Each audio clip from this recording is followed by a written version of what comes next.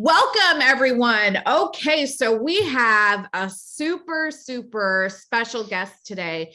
When I think about being accomplished, and you think about people being great at what they do, the mark of greatness is not your ability to deliver something once, it's your ability to repeat. And so, John, you are the man behind multiple New York Times bestsellers, the author of 30 plus books. We have done interviews with some of the authors that you have co-written. And today I wanted you to really dive into this topic that our audience is all about. But like going into what you've done in your craft, which is writing so beautifully, you are an expert. And I just want to say thank you for delivering great work so consistently and creating an atmosphere where we can learn from the greats in a very applicable way and about topics that are so pertinent to today. So I just wanted to say thank you for that first and foremost.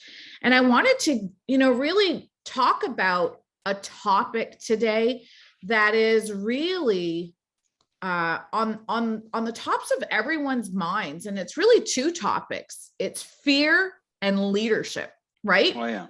And you really have done a beautiful job of discussing this. And I wanted to dissect this with you. And I know you have a new book coming out right now, Steal Fear, and it's incredible.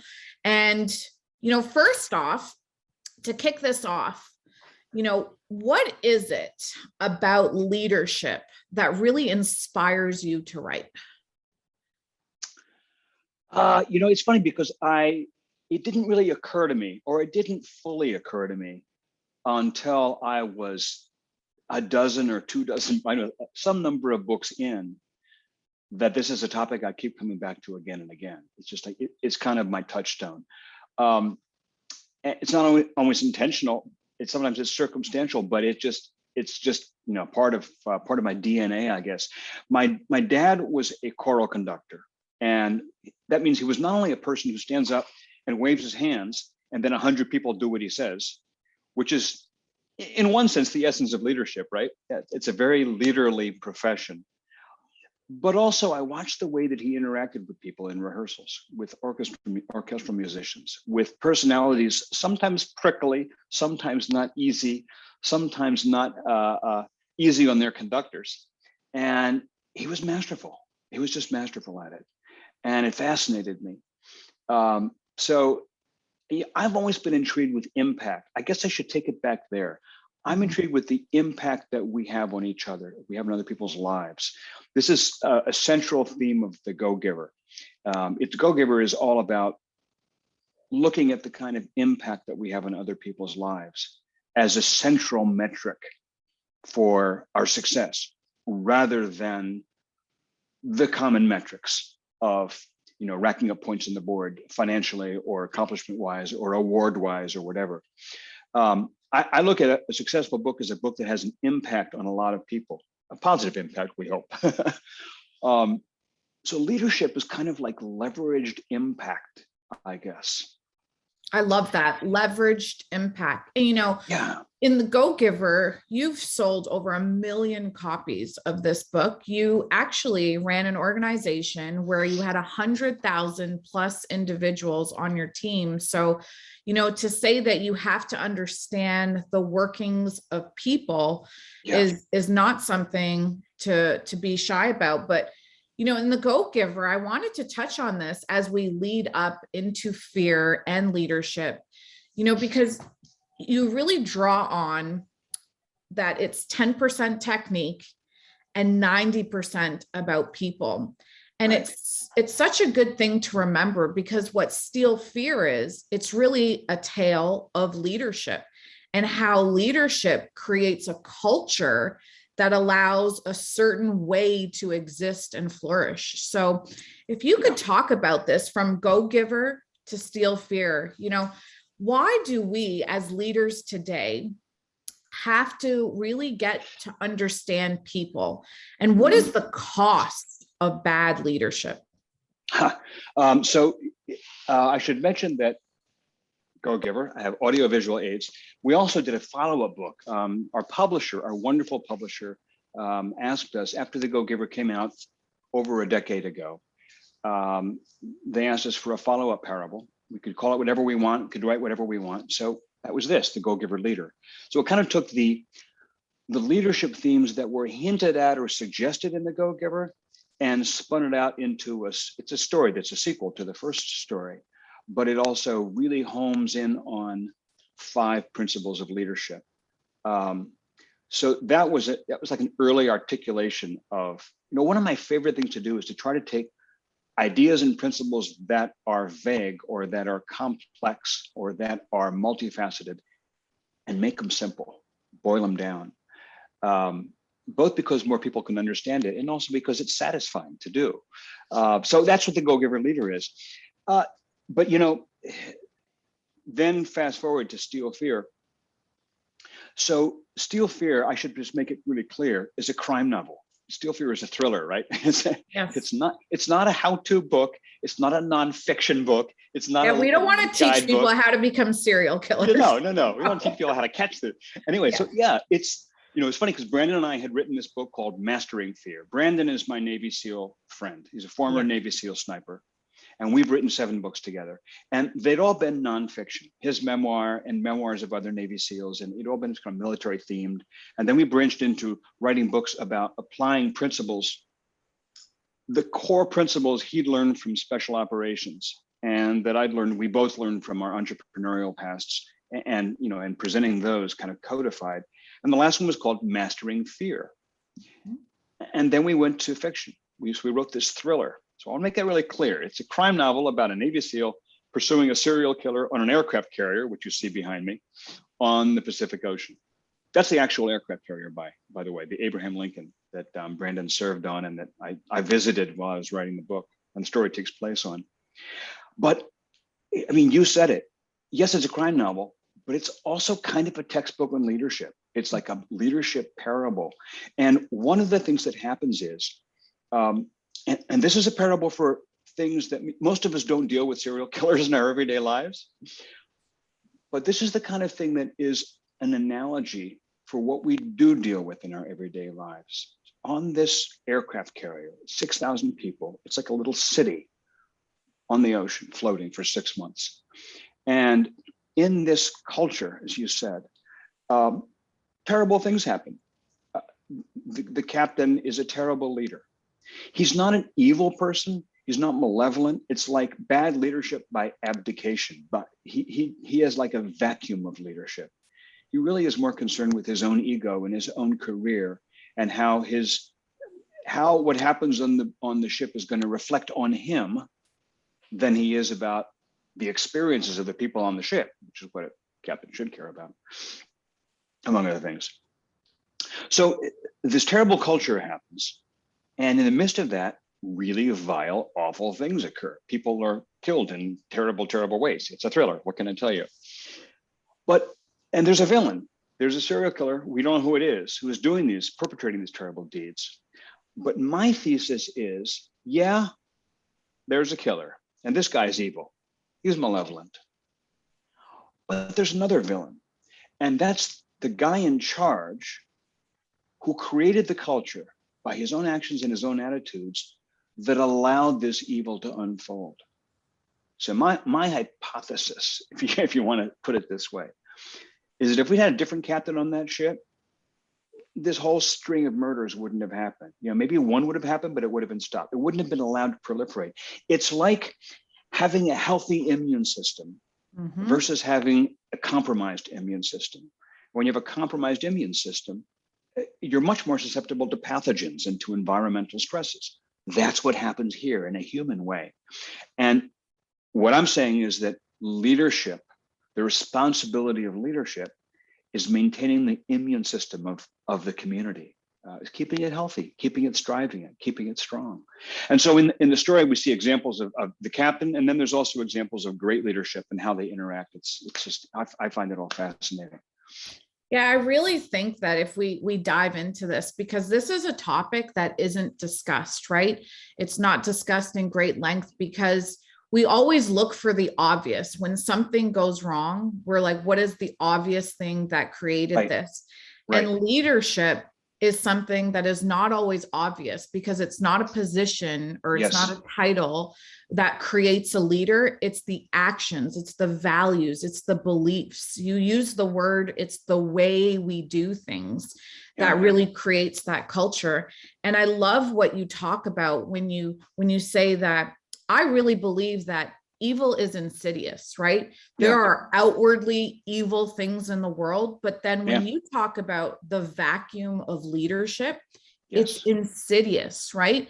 And Yes. then what ties it in so nicely, and why this book is so good, is because you get to go along on the story, but it's also, parts of Brandon Webb's real life where he actually went on a ship where it was older.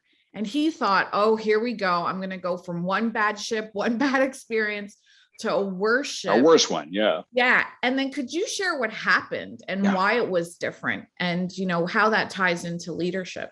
Yeah, and it's funny. I first met Brandon in 2009. I mean, this is going back over a decade.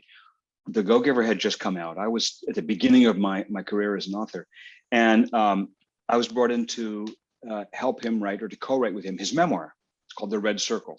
Mm-hmm. And in that memoir, The Red Circle, we tell the story that you're talking about. And it stuck with me so much. It stuck with both. It had such an impact. We talk about leadership a lot in that book as well. And we kind of took that story and brought it to life in a fictional way here in Steel Fear. So Brandon had been on the Lincoln, the USS Abraham Lincoln, for 6 months, and a Western Pacific tour, Westpac they call it. And it's a modern vessel, a Nimitz version of it's a nuclear powered, very modern, spit and polish, really, really cool machine, right? And his experience was terrible. He had this captain who wasn't as bad as Eagleberg, the captain in the book, but he was not a great captain. And Brandon experienced that sort of decay of culture. He had a terrible 6 months. It was awful. The place was dirty. It wasn't kept neat. There were problems with the food. People were complaining. And there was this weird thing where there was a serial molester on board, sexual predator. Women had just been integrated. It was one of the first generations it was the first generation of women being integrated in combat roles on naval ships. And so suddenly they had, in 6,000 people, they had like 600, 700, 800 women to integrate into this closed environment. It was very stressful. And in that scene, there was a sexual predator who would sneak into the women's bathing area, shower area, flip off the lights, and run in and molest somebody. I mean, it was awful. And they never caught him. They never caught the guy. He did it like 6, 7, 8 times. And to this day, they don't know who it was. At the time, Brandon thought, what if these were murders? The authority structure on the ship was in no way prepared or capable of dealing with a complex crime like that. So, as you say, a year later, Brandon was assigned to another 6-month tour on another aircraft carrier. And this was the USS Kitty Hawk, which is one of the oldest existing ships in the Navy. And it was not a nuclear vessel. And it was like, they had colorful nicknames for this ship. It was partially fun, but partially not so fun. It was a terrible ship in some ways. And he thought, oh man, if the Lincoln was bad, this is going to be awful. It was fantastic. It was some of the best 6 months of his life. He had a fantastic time in this ship. And it's like, what's the difference? It was one thing. It was the captain. And the captain on this second ship was a real leader. He got on the intercom, on the PR system, every morning and addressed the whole crew and inspired them and reported to them and told them what they were going to be doing that day and told them where they would be going next. He obviously couldn't share anything that was classified, but he shared whatever he could, singled out, certain individuals for praise or departments for praise, and then sent them off in their day. And the captain of the first ship, he never turned up on the PA system. He just didn't have that presence. What struck Brandon and struck me is how one person among 6,000, this is a lot of people, one person can make such a huge difference that ripples out throughout the entire community. And these are all trained people. These are all totally capable of doing their jobs in either situation, right? They're totally motivated personally. But what a difference that one person makes. And you said the thing about how it isn't necessarily a title or a position. I forget if it was Stephen Covey or who it was that said, it may have been Covey, it may have been Maxwell, I don't remember, but who made the distinction of moral authority versus positional authority or structural authority. There's having a title, right? You're named as being the person in charge, the captain, the CEO, the president, whatever. But then there's moral authority, which is the person who behaves in that position, whether they have the title or not. And you can easily have a person who has the structural authority, who has the title, but doesn't step up. And that's Eagleberg in this book. And then you can have the person who doesn't have the title, like Robin Sharma's book, The Leader Who Had No Title, right? Mm-hmm. Doesn't have the authority necessarily or the structural mandate or aegis to do this. But because of who they are, they have such an influence over people. Influence, by the way, is another huge concept, idea in this whole thing of leadership. Something Bob and I write a lot about in the Go Giver books is, what does it mean to be a person of genuine influence? We often think about, there's a book called The Go Giver Influencer, which is not about people who have a lot of followers on Instagram. It's about being a person of influence. Yes. And someone in there asks, what does it mean to have influence? And it typically means a person who has like the title, who has money, who has a reputation, who has, a history of extraordinary accomplishment. And the other person says, yeah, none of those things are what create influence. Influence comes first. Influence creates those things. Influence is a quality that you have, that you can create without title, without a lot of money, without a lot of fame, without a lot of accomplishments, without any of those trappings of influence. An influential person is a person that has an impact on other people's lives that's unforgettable. The person in your life, the teacher, the coach, the parent, the friend, whoever, that you'll never forget because of what they did for you. And typically, this is one of the laws in the Go Giver, the law of influence. Typically, the way you measure influence or the way you experience influence is when a person puts your interests first, right? When they have your interests at heart. The teacher that paid attention to you, the coach who was really looking out for you. That's a person of what we contend. That's a person of real influence. The crappy captain didn't have it. He had the title, but he had no influence. People couldn't care what he said. They'd follow his orders because they had to, but they didn't care to. Whereas this captain on the Kitty Hawk, as one guy says, we would follow him through the gates of hell. We'd do anything for him because he was so influential. And you don't need a title. Here's the cool thing, and this is so applicable to entrepreneurial life and to business. You don't need the title. You don't need the income level. You don't need the awards. You don't need the distinction to be influential. It's just who you are. It's how you comport yourself.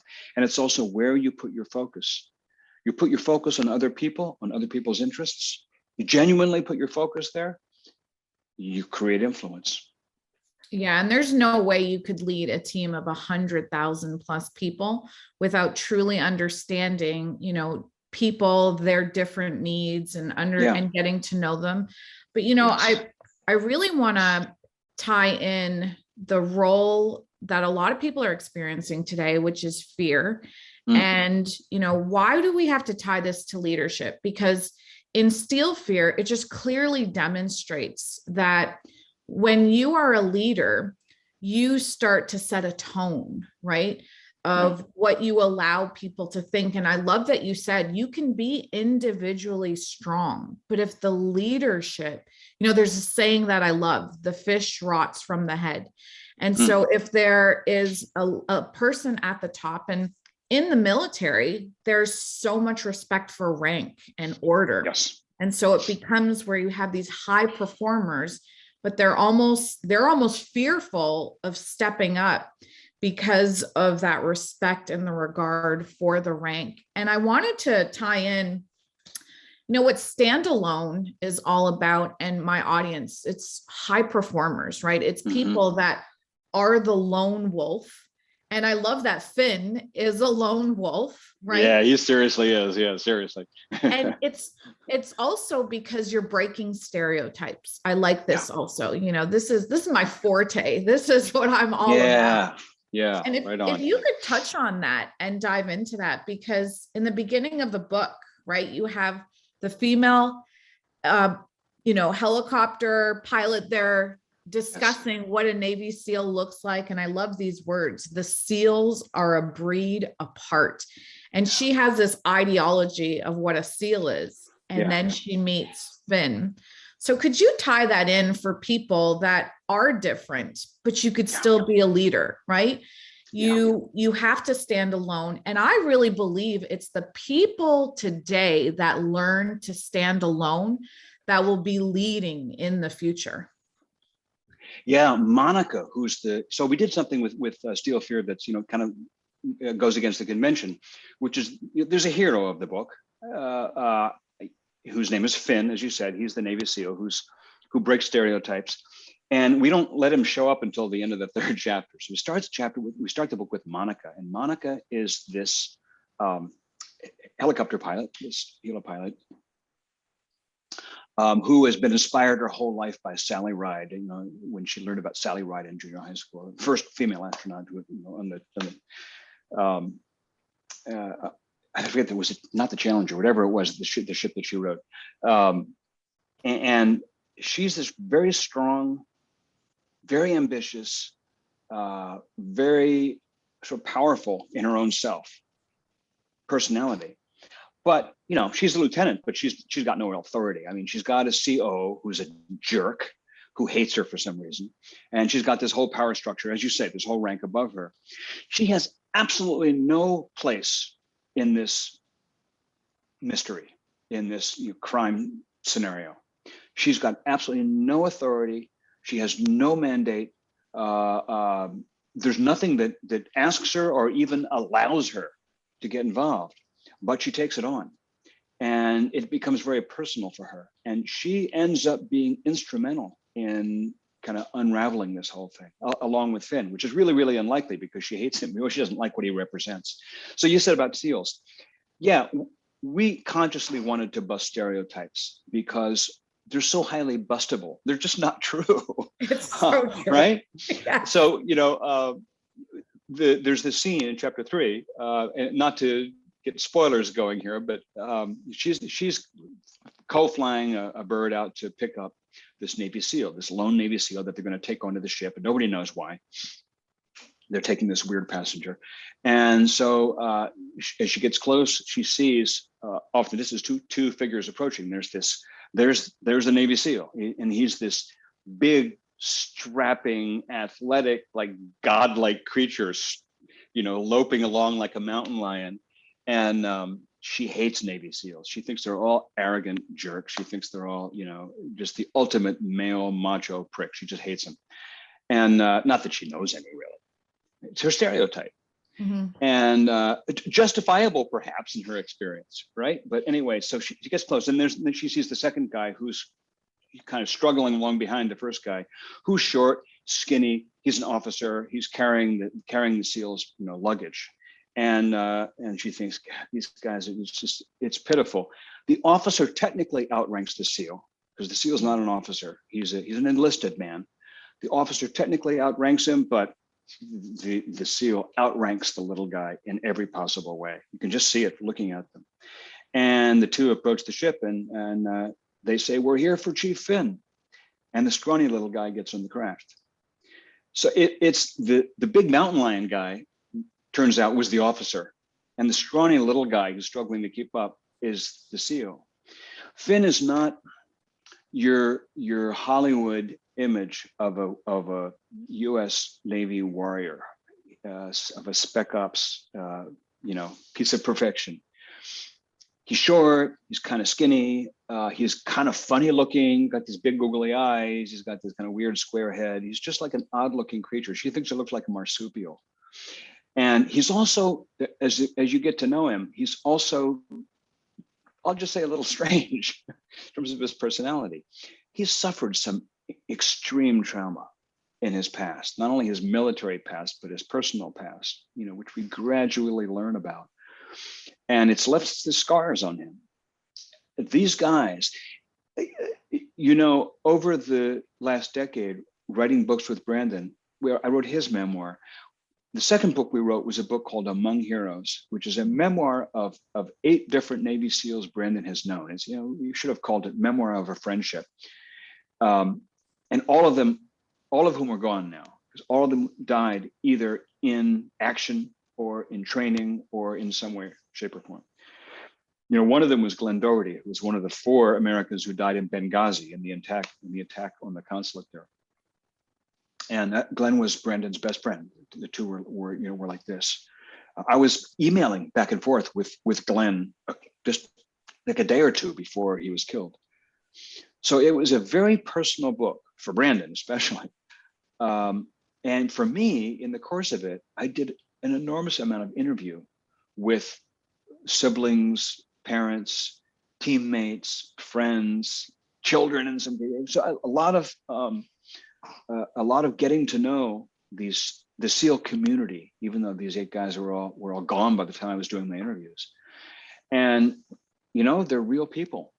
They're not G.I. Joe. They're not. They have scars that don't go. Well, you get scars just from training. A SEAL will go through more like traumatic brain injury kind of stress just in training. Forget about deployment, than most people will ever experience in their lifetime. And this stuff doesn't go away. These guys are superhuman in terms of their abilities, their physical abilities. They're more so distinguished by mental abilities. It's more of an intellectual and mental distinction than purely physical, athletic, strength distinction. But they're human, and the scars, are real, and they suffer. So that's one thing we really wanted to do is let people know who these guys are. Yeah, I think, what's so fascinating about the culture of Navy SEALs is I've been able to get to know a few of them, and it's been the most refreshing experience I could explain to people, because everything that you think, you have no idea. Everything that you have like as a preconceived notion of who they are, they'll surprise you even more. And it's really, it's a beautiful thing. So I love that you talk about this mental aspect, because it goes back to, how do you overcome fear? How in today's world, like, do you, and why you have to learn how to lead your thoughts, right? Because you tie this very nicely into mastering fear, which I think this is a beautiful progression, like the go-giver, mastering fear, then to steal fear. People should buy 3 of those books and just start to see how it builds upon lesson after lesson. But if we are in a state where we experience fear, the reality is even the people that seem to be the toughest individuals on planet Earth, they also experience fear. And then not to look at that like it is your enemy, but then to embrace it and do something about it. Could you touch on that for the audience? Because for a lot of people, that's what entrepreneurship is, right? It is scary for a lot of people, but if you can tap into rightfully that so. fear, rightfully so. Yeah, it should be scary. Tap into it, you can adapt and you can pivot and you can really start to grow in your experience. If you could touch on that, sure. That would be amazing for everyone to really understand how fear and leading your thoughts in those moments, it's incredibly absolutely. And I should say, just sort of leading into that, a short intro to that is, I've only been a writer. I've only been a professional author for a little over a decade, decade and a half. In my life, I've been an entrepreneur. I was, as you said, in sales. I was in direct sales for well over a decade. I started a school when I was a teenager. I started a food business. I love this. I've been in the entrepreneurial world. And then when you're a writer, you're an entrepreneur. Because as a writer, somebody yesterday in a podcast asked me, what's the biggest challenge in your writing process? And I said, well, biggest challenge in my writing process is often money because yeah, there's a challenge in the process of putting the words and the story and so forth together. But also, let's not forget that I have to pay my electrical bill. And just because The Go-Giver sold 1 million copies over 12 years doesn't mean there are 3 Mercedes in my driveway. Writers are entrepreneurs. We're not on salary. It is like there's no guarantees that the person will buy the next book. I've worked on a ton of book proposals. Sometimes I've written like an entire half a book, and then there wasn't a publisher who wanted to buy it. So wow. It's a lot like, for me, I know I'm sort of on a tangent, but I'm going to come to what you said about great. Fear. Mm-hmm. For me, every book is like starting a business. In fact, every book is starting a business. There's an investment period, which may be anywhere from 6 months to a year and a half. It took us 2 years to write Steal Fear with zero compensation, just on our own dime. We're sitting here writing. And then you launch it, and you have a investor, a backer, who is called a publisher, and they pay you in advance if you're fortunate, if you're lucky. Maybe the advance is just a little bit, so you're not so lucky. But in any case, you launch this thing, and you hope it does well. You hope a lot of customers come in the door, and you hope a lot of customers buy your goods. And if you're incredibly lucky, your business breaks even, and you can actually take home a little profit. Now, how many businesses, how many years does a business have to be open before you can take home a profit? Think about restaurants, think about clothing stores. A book is exactly like that. It's no different. So we'll publish a book, and then when do we actually start earning a royalty? When does it actually send us checks? When the advance is paid back, which can take a year or 2 or 5 or never. Wow. More than half of the books I've written haven't paid back their advance, even though I love them all, and they've all got devoted followings and fans, and I'm really proud of all of them.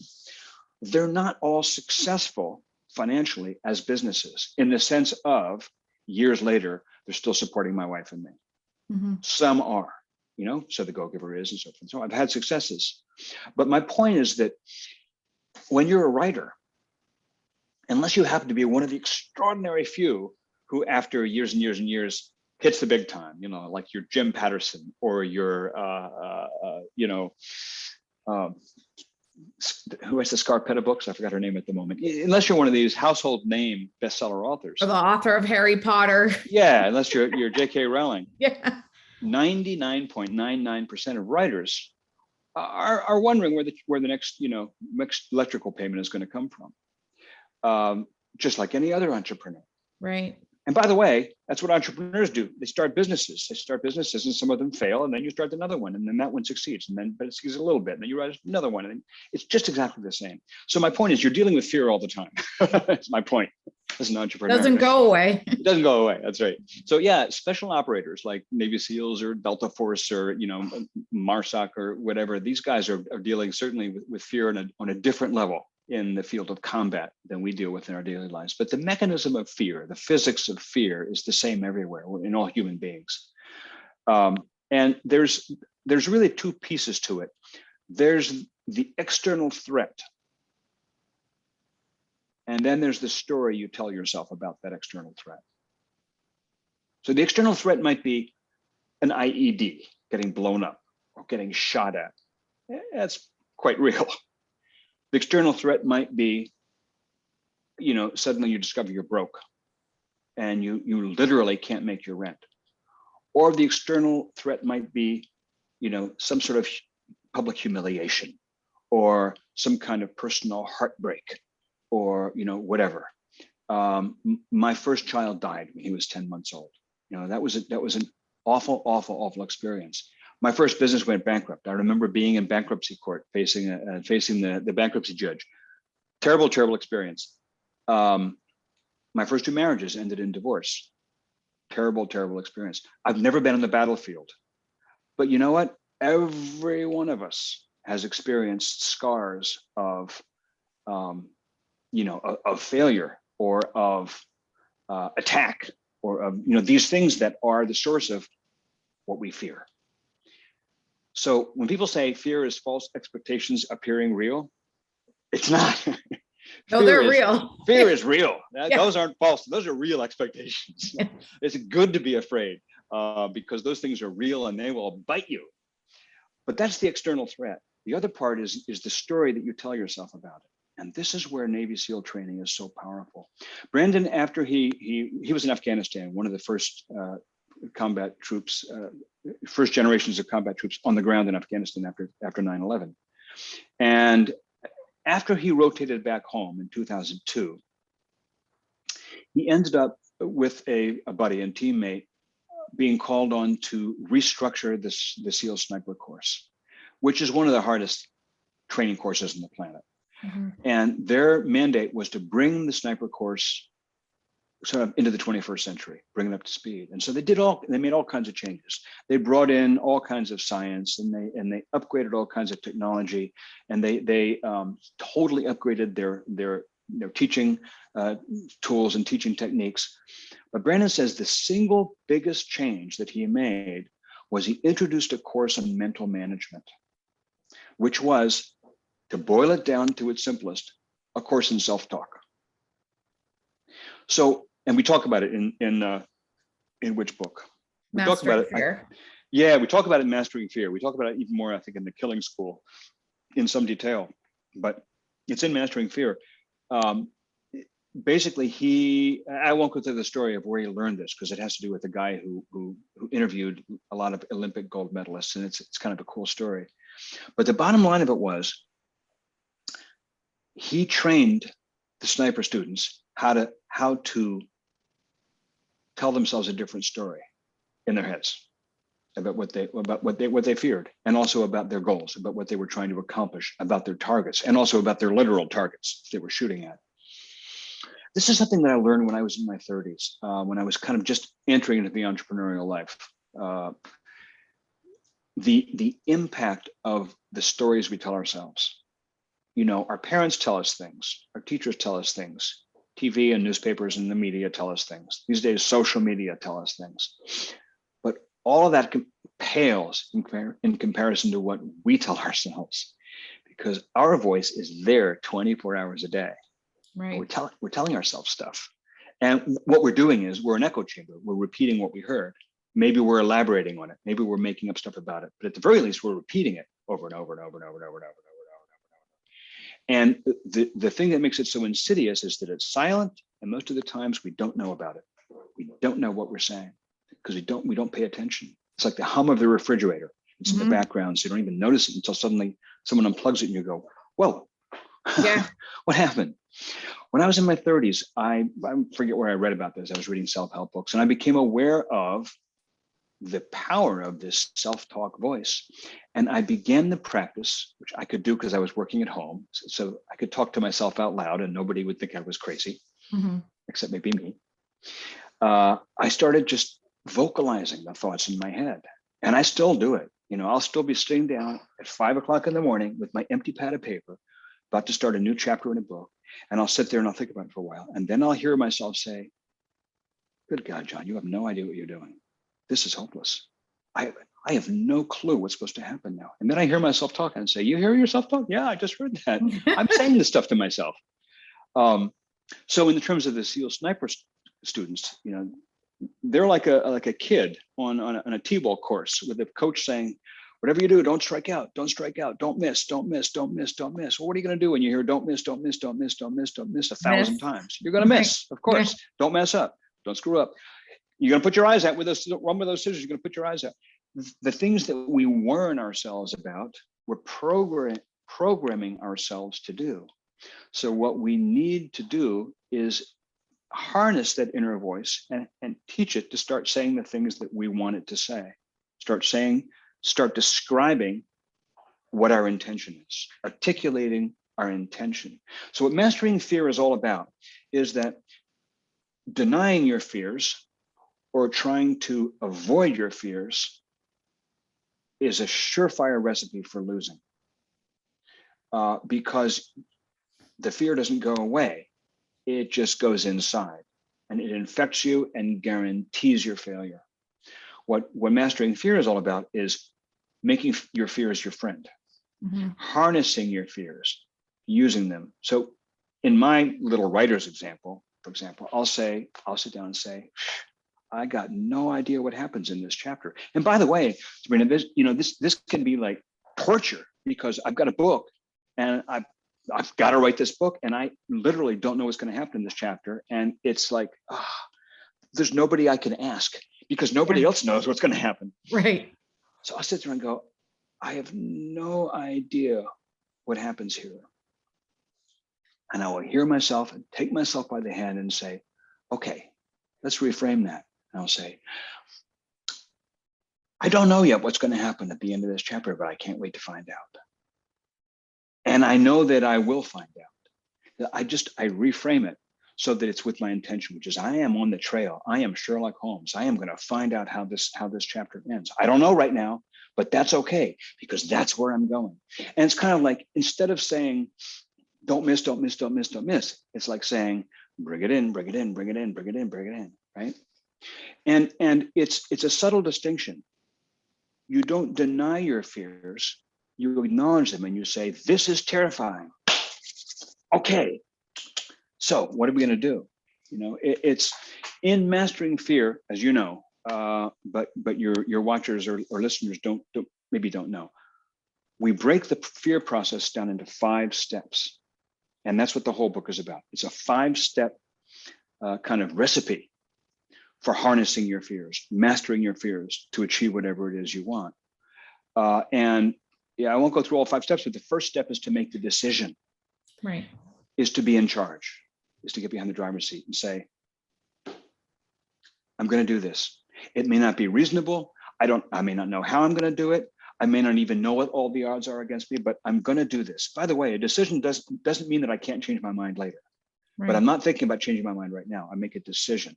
So in my case, I'll say, I'm going to write this chapter. I know there's a plot twist in this chapter. I don't know what it is, but I know it's there. And I am going to find it. Maybe today, maybe tomorrow. That's where I'm going. So you make the decision. That puts you in charge. And it doesn't deny the fear. It says, okay, the fear is going to come along with me for the ride. It's like making the fear your horse and riding it, making it your partner. Right. Do you ever remind yourself, because I think this is so powerful for people to really digest.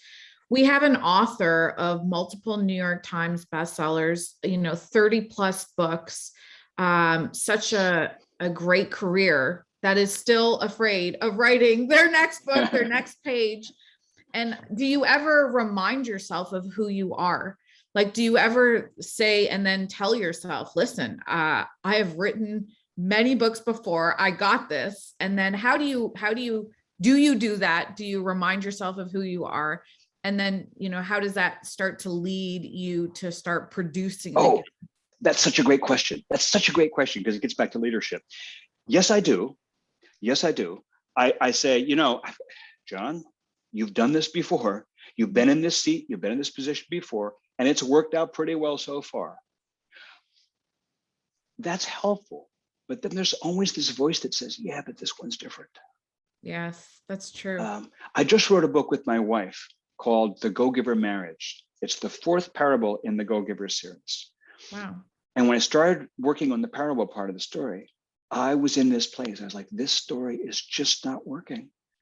And I know I've done the others, but this one's different. This one's different. And for days, I really don't think I could do this. I really don't think this one's going to work. I'm going to have to tell my wife, story's not working. We can't do this book. And it took me like days to shift the story to, this one is different. I can't wait to see how it works out. So the short answer is, yes, I tell myself that, but it isn't always enough. You know, it is enough. You know, it really works. What? Is when she tells me, is when my wife reminds me, she tells me how much she loves these stories and how, great this is or that is. I think having someone you trust and someone you care about remind you who you are, what you've done, what you're capable of, is critical. I don't remember if we talked about this in Mastering Fear or not, but you know what that is? That's leadership. Yeah. A leader reminds you who you are. A leader believes in you even when you don't believe in yourself. A leader holds you up when you can't hold yourself up. I think that's maybe the number one role for a leader. It's questionable. Another way of saying it is a leader's number one goal is to keep the vision for other people, hold that vision. Yeah, I really believe too that, in today and going into the future, I believe in the concept of team leadership. And, Yes. for our business, we focus on that so much. It's not just one person, but it's a Yes. team of Yes. leaders that come together. And Yep. then you have the network of trust where you have each other's back. You can have that real dialogue with one another. And Yeah. you're not out there on your own. So you're more brave. You have more courage. And by the way, for a leader to be able to do that, for a leader to be able to say, let me tell you about yourself. Let me tell you how amazing you are. Let me tell you who you really are. For the leader to be able to do that and for it to be authentic and not just Yes. blowing smoke, Yes. they have to know who you are. Yeah. And the only way they can know who you are is if they listen to you, if they actually pay attention. So a leader's number one job is to pay attention to who these people are and then be able to tell them, to feed it back to them. So that's like externalized self-talk. It's somebody else giving you the self-talk that you haven't learned to give yourself yet, or that you don't know how to give yourself fully yet. Yeah, I love this. Wrapping up, I would just say, when you think about what a thriller is, I think that everyone, there's something about business owners. There's something about people that take risks. Like, why do we like thrillers? Do you know Yeah. this? Like, I would always watch like Criminal Minds, and I would love to see this unravel. And my husband would be like, "Why do you fill your mind What is up wrong with this you?" stuff?" Yeah. Yeah. But later on in my career, I'd pull from that, and I would Yeah. say, like, you see how things unravel. You start to use your imagination in different Yeah. ways. Why is it so important, to tie this all in together? You're a writer. Why is imagination so important today? Why is it so important to be creative, to, fill yourself up with what you choose to fill yourself up with, instead of Yeah. just letting life dump massive amounts of useless information into you? Right. That would be very helpful for people to start learning how to lead their life. Yes. And I think that's a great question too, because I asked myself that a lot getting into Steel Fear. And I spent my adult career as a writer writing nonfiction, mostly about wonderful things, right? About how to be self-motivated and leadership and caring and so forth. And here I am writing about a serial killer. Well, what am I doing? Why am I writing about this? As your husband say, why am I filling my head with this terrible stuff? I think in part because terrible things happen to Yes. us. Terrible things happen. And what stories do, stories like this, whether it's like an Aesop's fable or a fairy tale or a thriller, what stories do is they resonate with us. Yes. And they give us the tools, or they help us find the tools in ourselves to deal with those terrible things. We may never personally be on the trail of a serial killer, but the way that Finn deals with his personal trauma and with this external trauma and with all this stuff, it somehow nourishes our own journey and our capacity to deal with the struggles and the difficulties that the world throws at us. I really believe that. I think you're on point, because when we look at a story, it's coming from somewhere, right? There's a little Yes. bit of truth in there. It starts to mirror real life in some Yeah. forms of way. And then it kind of prepares us like, oh, I've seen this before. Where have I seen this before? Yeah. So it's actually refreshing. I just want to say thank you for your time today. Thank you for the courage that it takes to write all these great books, so that we could really feed our minds with good quality stuff instead of the noise of the world, which is really what Standalone is all about. Like, be in charge of what you digest, be in charge of the environment that you put yourself in. So thank you so much. God bless you. And thank you for all of your awesome, awesome work. Oh, thank you. I've done a lot of interviews, and I have to tell you, this is right up at the top. I've really enjoyed this. You ask great questions, and I really appreciate it. So thank you so much. I've really enjoyed the time. Thank you.